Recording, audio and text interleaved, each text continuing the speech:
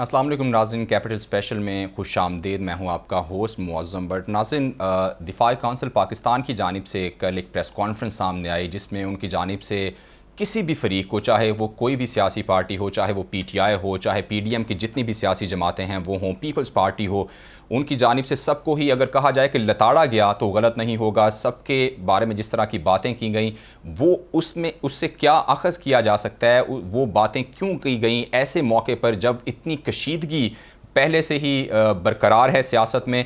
इस पर हम बात करेंगे। दूसरी तरफ जो सियासी तौर पर जो एक हंगामा एक बरपा है मुल्क भर में, एक तरफ पंजाब के इलेक्शंस को लेके सुप्रीम कोर्ट की जानिब से ये हुक्म दिया गया है कि वो 10 अप्रैल तक इलेक्शन कमीशन को बाकायदा 21 अरब रुपए जारी किए जाएं। वजारत ख़जाना को ये हुक्म दिया गया, लेकिन अभी तक ऐसी कोई सूरत हाल सामने नहीं आई। और आज इतवार है, आप समझ सकते हैं कि इतवार को भी विफाकी काबीना का अगर इजलास हो रहा है तो इंतहाई एक एमरजेंसी की सूरत हाल मुल्क में चल रही है एक तरह से। तो इस इजलास में भी ये फ़ैसला नहीं हो सका, ये मामला पार्लियामेंट में ले जाने का फ़ैसला किया गया है। और आज तकरीबन हम 10 तारीख के दिहाने पर खड़े हैं और 10 तारीख के बाद फिर अदालत में क्या सूरत हाल होगी इसको डिस्कस करेंगे। मेरे साथ स्टूडियोज़ में मौजूद हैं अब्दुल सत्तार खान साहब, और हमारे साथ मौजूद होंगे अब्दुल्ला गुल साहब जो कि दिफा काउंसिल के मरकज़ी रहनुमा हैं, उनसे बात करेंगे। हमारे साथ माहिर कानून वकास अब्रेज़ खान साहब मौजूद होंगे, उनसे बात करेंगे। अब्दुल सत्तार खान साहब, आपसे मैं गुफ्तगू का आगाज़ करना चाहूँगा। क्या देख रहे हैं आप, कल जो दिफा काउंसिल पाकिस्तान की जानिब से एक प्रेस कॉन्फ्रेंस हुई, प्रेस टॉक की गई, उसमें जिस तरह की बातें सामने आई, जिस तरह उन्होंने किसी भी पार्टी को नहीं छोड़ा, हर पार्टी को उन्होंने कहा कि सारे के सारे लोग जो हैं वो एक तरह से गलत तरीके से काम कर रहे हैं, आप इस प्रेस कॉन्फ्रेंस को कैसे देखते हैं?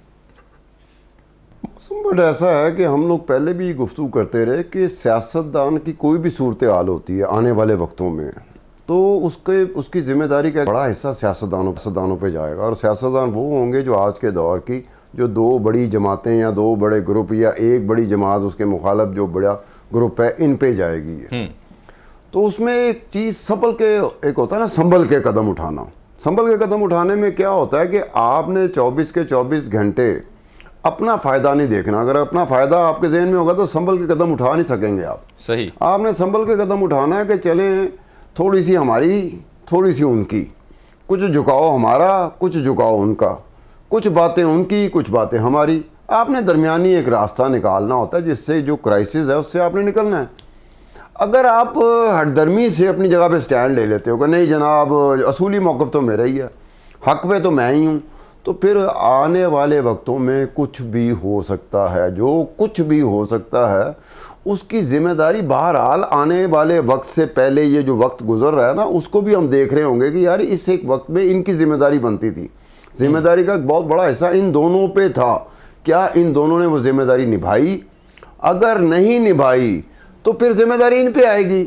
आने वाले वक्तों तो हम फिर जैसे पहले भी कई वक्तों को हम देखते रहे हैं, निपटते रहे हैं, तो आने वाले वक्त में फिर हमारे लिए अजाब होगा कि कोई ऐसा थर्ड पार्टी आ सकती है कि जिसमें हम लोग भी खामोश हो जाएंगे। ये तो खामोश हो ही जाएंगे ना, ये तो आज भी उनके तलवे चाटने को तैयार हैं, चाहे वो PTI हो या नून लीग हो, PDM हो।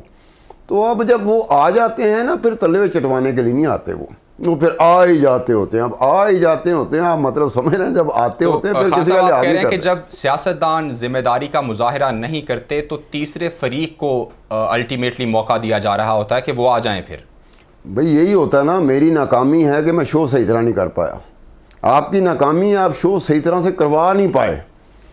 PCR वालों की नाकामी है कि उनसे शो संभल नहीं सका। तो हम सब की वजह से होगा ना कि अगर यहाँ पर कोई ऐसी सूरत हाल होगी तो उसके हम सभी जिम्मेदार होंगे ना।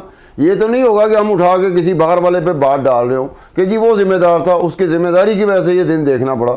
ये हमारे यहाँ ये बात होती है कि जब कभी कोई कड़ा वक्त आता है ना तो हम अपने आप को बीच में से निकालते हैं कि जी मेरा तो जिम्मा ही क्यों नहीं का, मैं तो जिम्मेदार ही नहीं हूँ। जिम्मेदारी का मुजाहरा बहरहाल आपको करना है।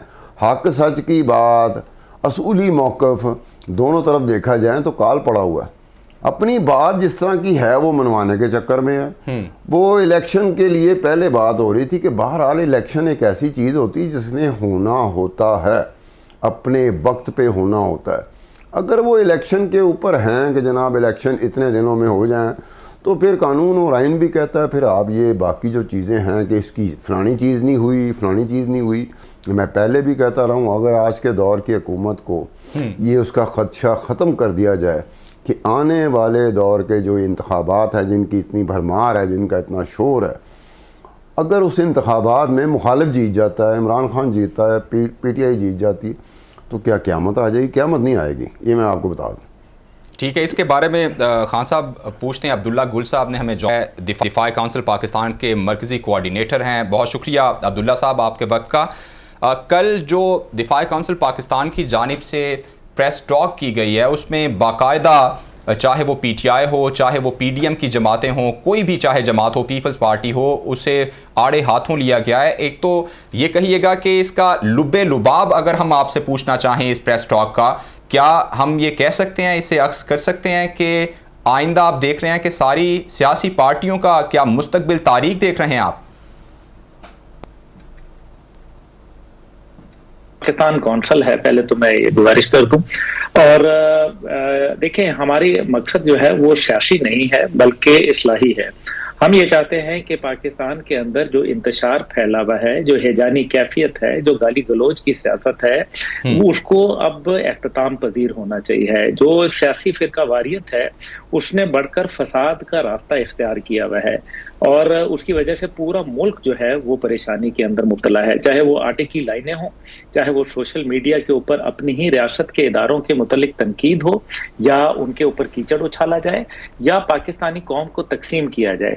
हम ये समझते हैं कि जो पाकिस्तान के अंदर जो सियासतदान हैं उनकी निगाहें आने वाले इलेक्शन पर ज्यादा और आने वाली नस्ल के ऊपर कम है। तो ये तरजीहात अगर होंगी तो फिर जाहिर है मुल्क जो है वो मुश्किलात का शिकार हो जाएगा और मुल्क जो है वो तकसीम, जब कौमी एक नजरियाती तकसीम आती है, ये बहुत खतरनाक होती है। मईशत भी ठीक हो जाया करती है, आपके अंदरूनी सिक्योरिटी मसाइल भी ठीक हो जाया करते हैं, आपके बैरूनी ताल्लुकात भी ठीक हो जाया करते हैं, लेकिन नहीं होता तो आपका आइडियोलॉजिकल जो डिवाइड है वो नहीं ठीक होता। इस वजह से हमने इससे मुबर्रा किसी एक पार्टी का नाम लिए बगैर जो मौजूदा सूरत हाल है उसके अंदर ये भी कहा है कि अगर कोई अफाम तफहीम का रास्ता निकल सकता है तो बेहतर यह है कि ऐवानों के अंदर जो कि इस मकसद के लिए बनाए गए हैं उनके अंदर मामलात को तय करें, ना कि आप सड़कों पे लाएं, सड़कों से अवाम में लाएं, अवाम से मीडिया पे लाएं, मीडिया से अदालत में लाएं। और अगर फिर ना हो सके तो जिस तरह से सत्तार साहब फरमा रहे थे, मैं इत्तफाक़े राय रखता हूं कि फिर वो कौन सी ताकत होगी जो आएगी।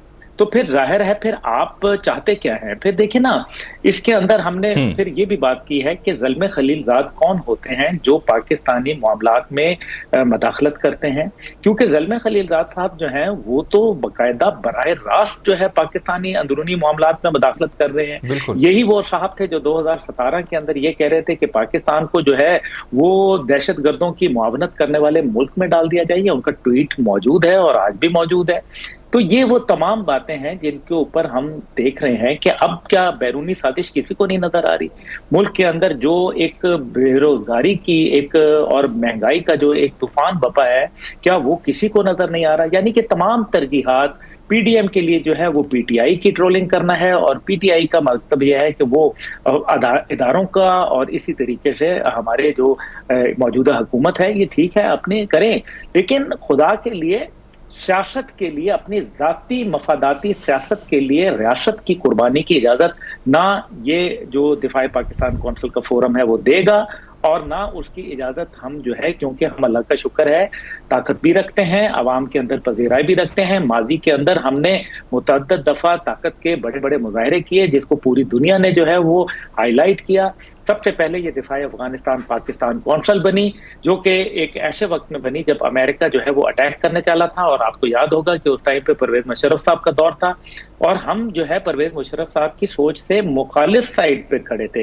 तो ये कह देना जो आज सोशल मीडिया पे जिस तरह से बातें आ रही हैं कि जी पता नहीं कोई एजेंडा है या किसी ने लॉन्च किया, भाई तो 2000 जब 2000 के अवाइल थे तो हमने उस टाइम पे किसके एजेंडा, हालांकि उस टाइम पे तो एस्टेब्लिशमेंट का हमारा बिल्कुल एक मुख्तलिफ राय था। फिर सलाला चेक पोस्ट के हवाले से दोबारा इसको जो है वो मजबूत किया गया। हमारे तकरीबन 26 फौजी जो है उनको शहीद कर दिया गया हेलीकॉप्टर के जरिए अमेरिकन, उसके बाद जनरल कियानी साहब ने उनके ऊपर जो है एक लंबे अरसे के लिए पाबंदी लगाए रखी, और आपको याद है कि नेटो की सप्लाई लाइन बंद रही, और उसके हवाले से हम बकायदा जो है वो क्या इमरान खान साहब उस टाइम पे धरना नहीं दे रहे थे। सत्तार साहब जानते हैं कि मैं उस वक्त भी जाके इमरान खान साहब के धरने में जाके शामिल हुआ, और क्योंकि ये एक कॉज था।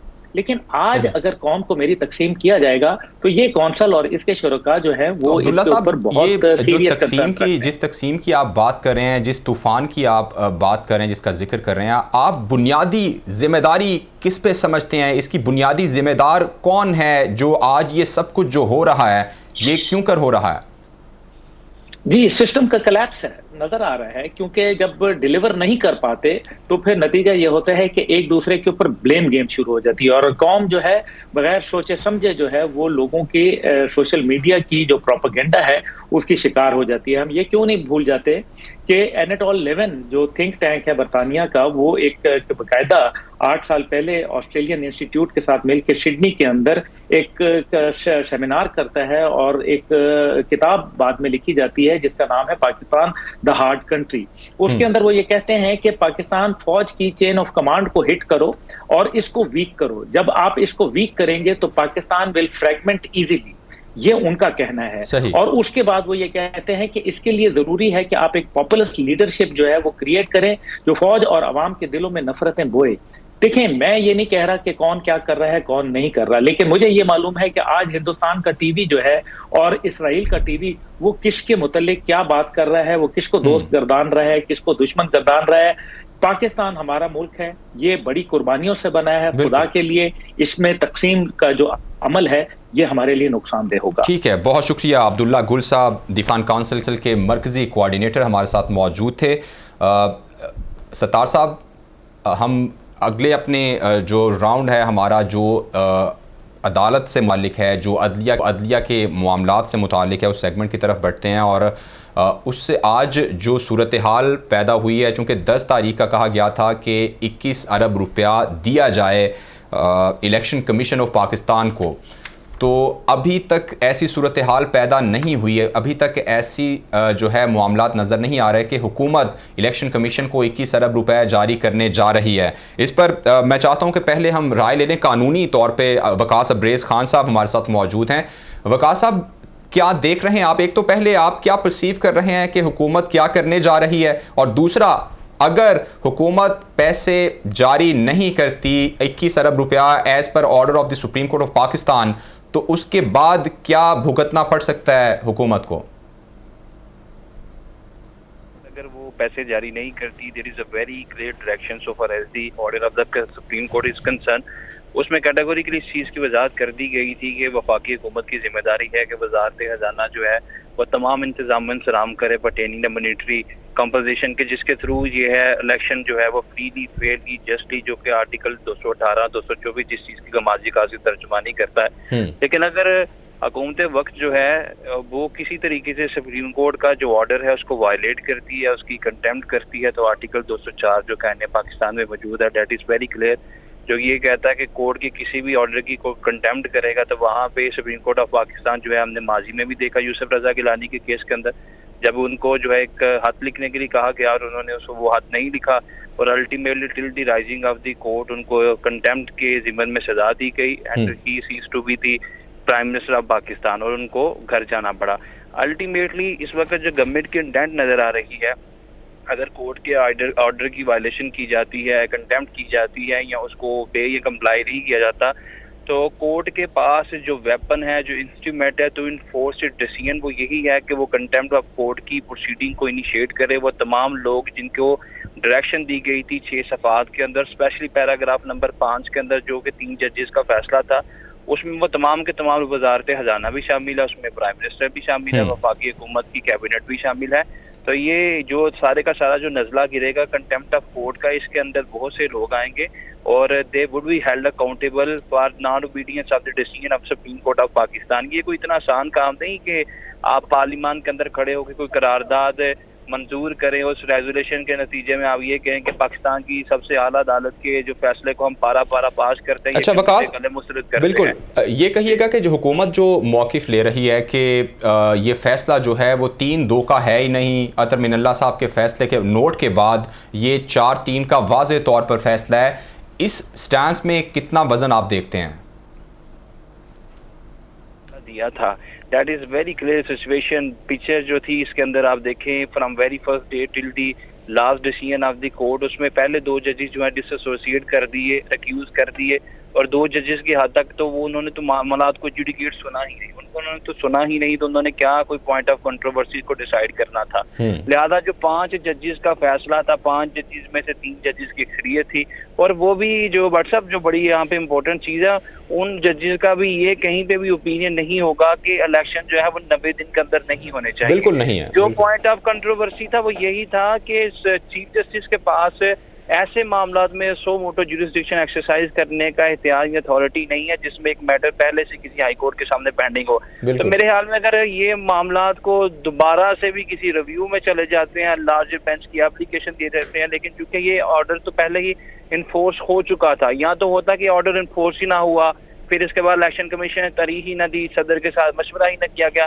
अगर तो ये सूरत हाल होती तो फिर लार्जर बेंच की तरफ भी ये सारी चीजें जा सकती थी, फुल कोर्ट बनाने की तरफ भी जा सकती थी। जब फुल कोर्ट का मुतालबा किया गया दोबारा से 184(3) की पिटीशन में कि आप अपने फैसले को इन्फोर्स करें, तो वो भी मुस्तरद कर दिया गया। तो मैं ये समझता हूँ कि जो इस वक्त मौजूदा डिसीजन है, आइदर बाय हुक और crook, either by tooth and nail, it has to be enforce.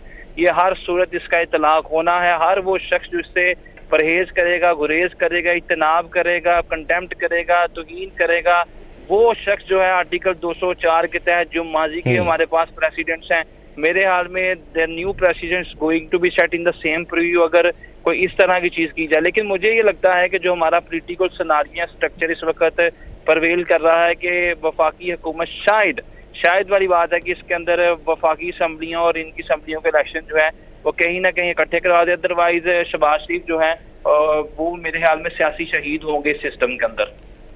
सही है वकास, आप मेरे साथ ही मौजूद रहिएगा। सत्तार खान साहब, आपकी तरफ यही सवाल मैं लेके आना चाहूँगा कि हुकूमत बज़ाहिर तो ऐसा नहीं लग रहा कि हुकूमत पैसे जारी करने वाली है, चूँकि 10 का कहा गया था, 10 अप्रैल का, 9 अप्रैल आज हो चुकी है, ऑलमोस्ट गुजर चुकी है। तो आपको लगता है कि कल हुकूमत आराम से as per the order of supreme court पैसे जारी करने वाली है या नहीं करेगी? बट साहब, एक जो चीज़ है ना, जो एक बात समझ आने वाली है, अगर आप बारीकियों में जाएंगे ना, कानूनी बारीकियों में जाएंगे, तो कितने लोग हैं जो उसकी अंडरस्टैंडिंग रखते हैं। चांदे की लोग होंगे ना, लीगल फ्रेटर्निटी के लोग होंगे जो समझते हैं कि कानून की तशरीह क्या होती है और कानून की पेचीदगियाँ क्या होती हैं। आम बंदा तो नहीं समझता ना, आप समझते होंगे, आप तो खैर वकील हैं, आप थोड़ा बहुत समझते होंगे, मैं तो बिल्कुल नहीं समझ सकता। अगर कानून की पेचीदगियों में जाया जाए, जो चीज़ किसी को समझ आ रही हो ना, उसकी तरफ फोकस कर लेना चाहिए। जो लोगों को चीज़ समझ आ रही है, कानूनी पेचीदगियाँ लोग नहीं जानते, जो लोगों को चीज़ समझ आ रही है वो ये समझ आ रही है कि आज के दौर की हुकूमत इंतखाबात से भाग रही है। बिल्कुल। अब ये जो चीज़ अंडरस्टैंडिंग एक ले मैन ले रहा है कि जी वो कहता है कि जी मुझे ये ना बताएं कि 3-4 का था, 6-7 का था, 4-5 का था, वो इसमें नहीं जाता। वो सीधी सी बात ये समझ रहा है कि आज के दौर की हुकूमत इंतखाबात को मसलन के अवॉइड कर रही है, किसी इज्तनाब कर रही है, किसी तरीके से बच रही है। तो क्या हुकूमत को ये खौफ है या ख़दशा है या उनका हंच है कि इमरान खान कहीं जीत ही ना जाए? भाई अगर इमरान खान जीत जाता है, पीटीआई जीत जाती है, तो मैंने पहले भी कहा कि क़यामत नहीं आएगी। ये बात तय है कि कोई हमने जो निशानियाँ पढ़ी हैं ना, उसमें कहीं नहीं लिखा हुआ कि अगर इमरान खान या पीटीआई इलेक्शन जीत गई तो क़यामत आ जाएगी। अगर ऐसी बात होती तो मैं भी कह रहा होता था कि ना इलेक्शन कराएं, क्योंकि इमरान खान जीतेगा, पीटीआई जीतेगी तो क़यामत आ जाएगी। अब पीटीआई जिस तरह जीतेगी, अब ये मुझे लगता है, मेरी अपनी असेसमेंट है कि सिंगल लार्जेस्ट पार्टी तो इमरान खान इमर्ज होगा। अब ये कि स्वीप करेगा इमरान खान, ये मुझे समझ नहीं आ रही बात की। अगर स्वीप कर जाता है तो मेरी असेसमेंट गलत होगी। आप देखें कि अगर आप जिस वक्त में थे, मार्च 2022 तक ये पीटीआई एक रिसीविंग एंड पे चली गई थी, और नून लीग सबसे जो जमात थी जो कंफर्टेबल पोजीशन पे थी वो नून लीग थी। पता था कि यार ये इमरान खान साहब सब कुछ अपना खो चुके हैं। आम बंदा जो हुक्मरान से तंग आता है, जिस तरह से तंग आता है, उसी तरह से इमरान खान से तंग आ गया था। आपने जिम्मेदारी संभाली और वोट ऑफ नो कॉन्फिडेंस कोई इलीगल काम नहीं था, वो भी लीगल काम था। कि वोट ऑफ नो कॉन्फिडेंस क्या होता है? क्या आप पार्लियामेंट में अक्सरियत की हमायत खो चुके हैं, तो एक प्रोसेस है। अब आप आ जाते हैं हुकूमत में, आना उस वक्त में आना जबकि डिस्क्रेडिट होते हुए इमरान खान बिल्कुल आखिरी सतह नहीं होती उनको टच कर रहा था। आप हुकूमत में आए, हुकूमत में आने के बाद आपसे हुकूमत उस तरह से, जिस तरह से संभलनी चाहिए थी, उस तरह से नहीं संभली। आम बंदा जो है ना वो पिसना शुरू हो गया। जो मसाइल आम बंदों के थे वो मसाइल कम होने की बजाय, लेकिन खान साहब वो ये भी तो डर था ना कि वो एक नया सिस्टम जी बनने लगा है, वो सदारती निज़ाम मुल्क में आ जाएगा, अगले 10-15 साल के लिए इमरान खान मुसल्लत हो जाएंगे, फैज़ हमीद जनरल बन जाएंगे, तो ये भी तो सारा उनको एक खौफ था। देखें, जो पीटीआई के लोग थे, मतलब मैं इस्लामाबाद में था, जो पीटीआई के जो एमएनए थे, सेनेटर थे, और ख़ास तौर पे वो लोग जो कि करीबी, जिनको कलीदी ओहदों पे फायज़ हैं, रहे हैं पीटीआई के, उनके साथ मेरी बात होती थी तो वो 2027 का बड़े आराम से कहते थे कि 2027 तक हम हैं। तो मुझे भी उनकी बात में वज़न लगता था कि यार इस्टेब्लिशमेंट इनके साथ है, फ़ौज इनके साथ है, तो ये 2027 तक चलेंगे। उससे पहले मुझे नहीं पता कि एक्चुअली क्या हुआ इस्टेब्लिशमेंट और इमरान का, फ़ौज का और इमरान का। ये फ़ौज जानती है, इमरान जानते हैं, इस्टेब्लिशमेंट जानती है, इमरान खान जानते हैं। बातें निकल रही होती हैं, फलाना कुछ हो सकता है, ये कुछ हुआ होगा, ये कुछ हुआ होगा, वो एक अलग बात है। अथॉरिटी के साथ जो चीज़ आनी चाहिए वो अभी तक मेरी नज़र में नहीं आ सकी। अब उसमें क्या हुआ कि आपने आके एक नारा लगा दिया आज के दौर की हुकूमत ने कि जी हम रियासत बचाने आए हैं। तो उनसे फिर ये सवाल हो जाता है कि रियासत बचाने आप आ गए हैं तो जिनके लिए रियासत बचाई थी क्या वो आपकी सियासत बचाएंगे? क्योंकि सियासी तौर पे तो आपने बहुत बड़ा दाव खेल दिया, और ऐसा दाव खेला जिससे आप चारों शाने चिट हो गए।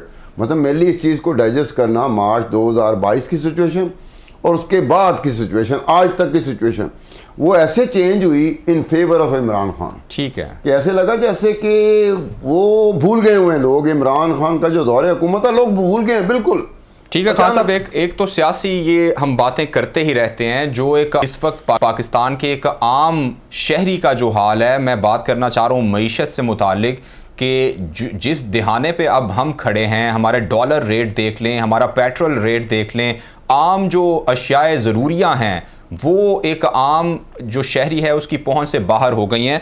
तो ये तो सारी चीज़ें गो कि ये चीज़ें इंटरलिंक्ड हैं सियासत के साथ ही, इसी वजह से शायद इलेक्शन में भी नहीं जाना चाह रही जो विफाकी हुकूमत है। तो ये सारी सूरत हाल जो इन सियासतदानों ने, जिन्होंने मुल्क को बेहतर करना था, आवाम की बेहतरी के लिए कुछ करना था, उन्होंने मिल मिला के हमें इस दिहाने पर ला खड़ा किया है। इसको कैसे हमने ठीक करना है, ये कैसे होगा ठीक?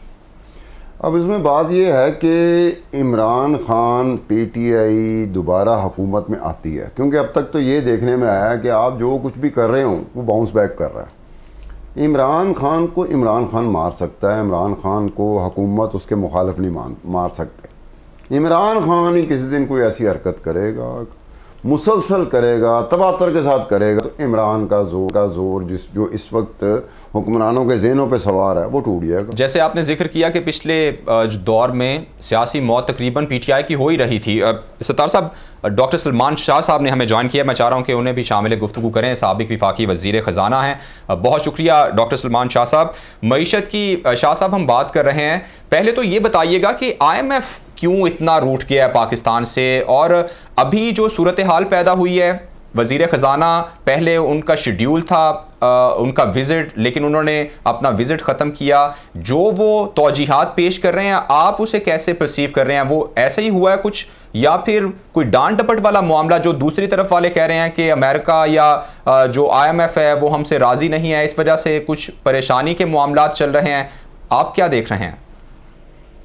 देखें, बड़ी अब कॉम्प्लिकेटेड सिचुएशन हो गई है। आज आपको पता है कि रजीम चेंज का 1 साल पूरा हो गया। इस दौरान जो पाकिस्तान की इकॉनमी से हुआ है वो सबके सामने है। हमारे पास आज से 1 साल पहले कम से कम 15-16 अरब डॉलर रिजर्व्स में पड़े थे। जो जिसमें से कम 10-12 अरब डॉलर हम कंज्यूम कर चुके हैं विदाउट एनी रिजल्ट्स। उसके बाद हमारी इन्फ्लेशन जो थी 10 से 12% थी, अब 35 से 40% पे चल रही है। इन्वेस्टमेंट आपकी ख़त्म हो गई है।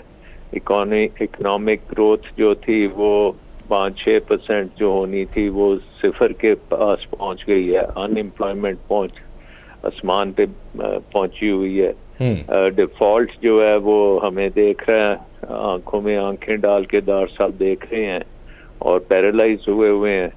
अभी तक कोई चीज उनके हक में नहीं जा रही। जितने काम एक पिछले साल में करने थे सब के सब वो नाकाम हुए हैं।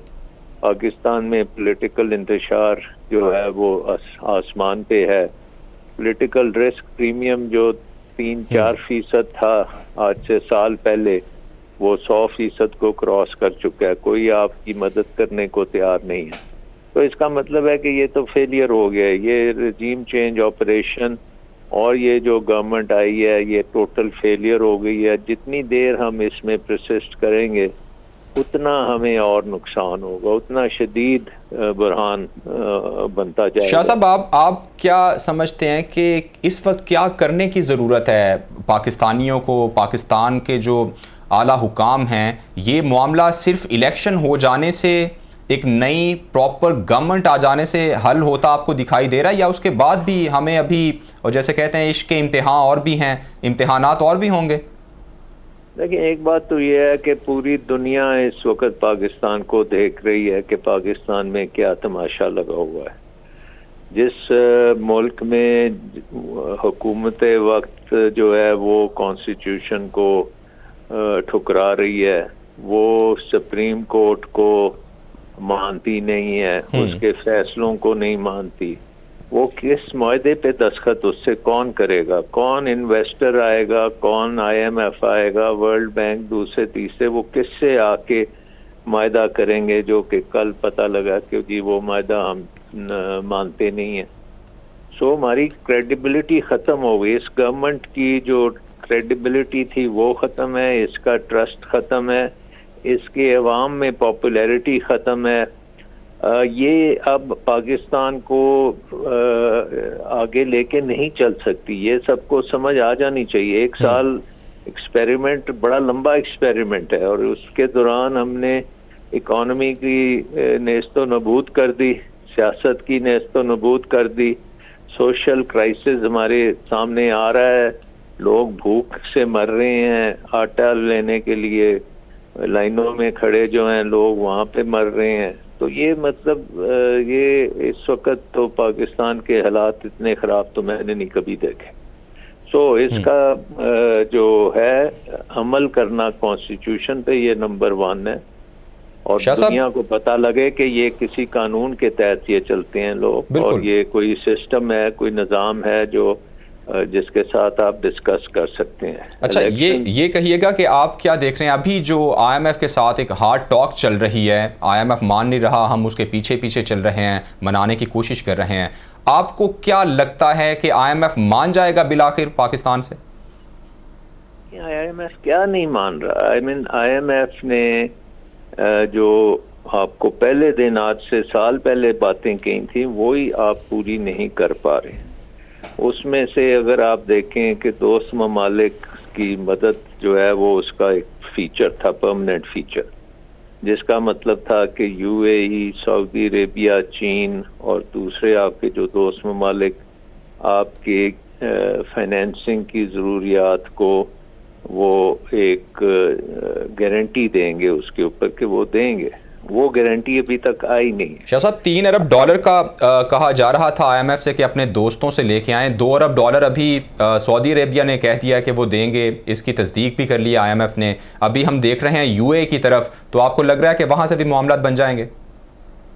जी, अगर बन जाएंगे तो IMF ने कोई ऐसी नई बात नहीं की। वो जिस दिन वो मुकम्मल होगा उस दिन आप कर लेंगे। ठीक है। उसमें एक ये है कि आपने प्राइमरी डेफिसिट उनके साथ तय किया हुआ है, उसको आप फ्लाउट कर रहे हैं, आप सब्सिडीज दे रहे हैं जो आप दे नहीं सकते। आप पेट्रोल की आपने की, फिर आप बाकी सब्सिडी कर रहे हैं जो अनफंडेड है, तो ये सारी चीजें अब आपको छोड़नी पड़ेगी ना। जो आपने एक बात कही है उस पर टिकना पड़ेगा। सही है। हाँ, वो पॉलिटिकली आपके लिए नुकसानदेह है या नहीं, वो सेकेंडरी चीज है। तो IMF आपको क्यों नहीं साइन करेगी? जो भी आपने शराइत अगर उनकी पूरी कर ली हैं तो उसी वक्त वो साइन हो जाएगा। अब ये शराइत पूरी करना नहीं चाहते, ये इस वक्त कंफ्यूजन क्रिएट कर रहे हैं। ये कभी कुछ बात करते हैं कि IMF हमारे मिसाइलों के ऊपर खुदा ना खास्ता कोई बात हो रही है, कभी ये कुछ और बात ऐसी कर देते हैं। तो ये तो कोई सियासत खेल रहे हैं और पाकिस्तान की इकॉनमी इस वक्त सियासत बर्दाश्त नहीं कर सकती। ठीक है, बहुत शुक्रिया डॉक्टर सलमान। अब माहिर मईशत हैं, साबिक वफाकी वज़ीर ख़जाना हमारे साथ मौजूद हैं। नाज़रीन, प्रोग्राम का वक्त जो है वो ख़त्म हो चुका है, मुझे इजाज़त दीजिए। अल्लाह हाफ़िज़।